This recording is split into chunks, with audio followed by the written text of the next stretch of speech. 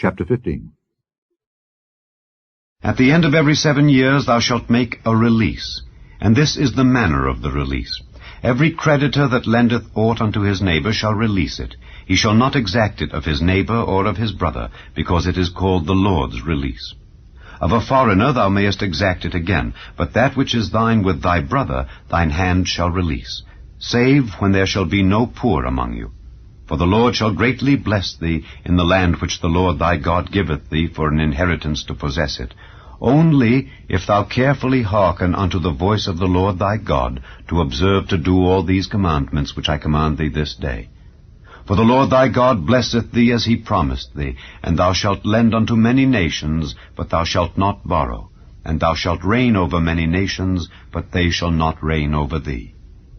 If there be among you a poor man of one of thy brethren within any of thy gates in thy land which the Lord thy God giveth thee, thou shalt not harden thine heart, nor shut thine hand from thy poor brother, but thou shalt open thine hand wide unto him, and shalt surely lend him sufficient for his need in that which he wanteth. Beware that there be not a thought in thy wicked heart, saying, The 7th year, the year of release, is at hand, and thine eye be evil against thy poor brother, and thou givest him naught, and he cry unto the Lord against thee, and it be sin unto thee. Thou shalt surely give him, and thine heart shall not be grieved when thou givest unto him, because that for this thing the Lord thy God shall bless thee in all thy works, and in all that thou puttest thine hand unto. For the poor shall never cease out of the land. Therefore I command thee, saying, Thou shalt open thine hand wide unto thy brother, to thy poor, and to thy needy in thy land.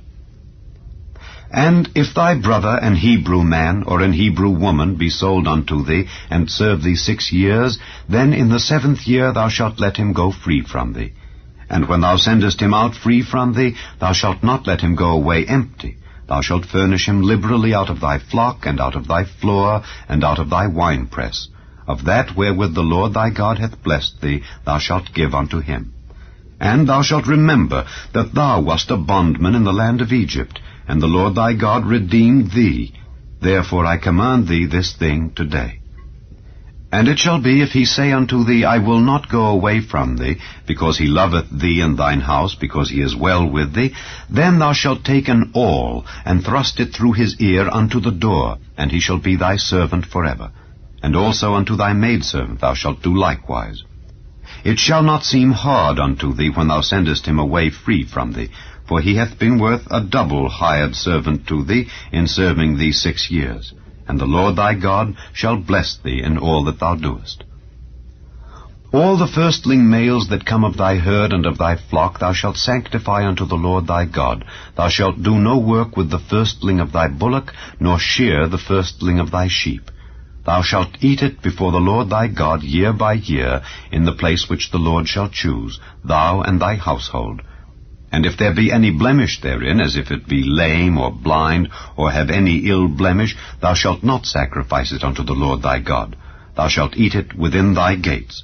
The unclean and the clean person shall eat it alike, as the roebuck and as the hart. Only thou shalt not eat the blood thereof. Thou shalt pour it upon the ground as water.